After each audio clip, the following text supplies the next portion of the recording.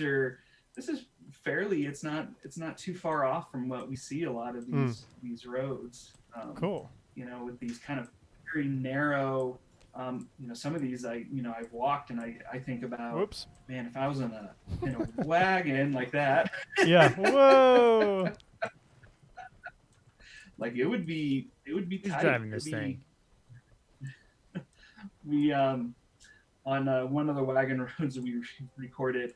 It was in the section locally in Delta, Colorado, called Fool's Hill, and we happened to find at the top of the hill a bunch of 1870s Budweiser bottles, and at the bottom of the hill a bunch of 1870s Budweiser bottles. I think So I remember that one. people, yeah, Yeah, just I sitting there going, wasn't on it, but I remember hearing about it later. Like, oh, yeah, I was so disappointed I missed it. And also, I didn't know Budweiser was they had bottles that date back to 1870s. That's cool. yep, yep. Yeah. It was a specific company, a glass manufacturer that originally made the first Budweiser bottles for about 2 years until Budweiser and Anheuser-Busch started making their own glass bottles. Hmm. So Now when we talking, find those are pretty cool. yeah. Now talking about slopes, though, this one looks a bit problematic to me. Would that be right, or this be doable? Do you think? Well, easily Yeah, doable.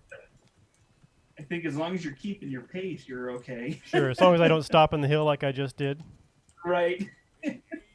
This would be chalking the wheels, I bet you, right? Yeah, I would think that. Yeah, this is a fairly steep hill, Yeah. and I would imagine that they would actually take a little bit more time. Yeah. And you think about too, as some of the early routes, it might not be as bad, but as more and more people kept using the wagon road, they become muddy Mm-hmm. and slick and get any kind of moisture in some of these areas. Man, travel could be really hard across.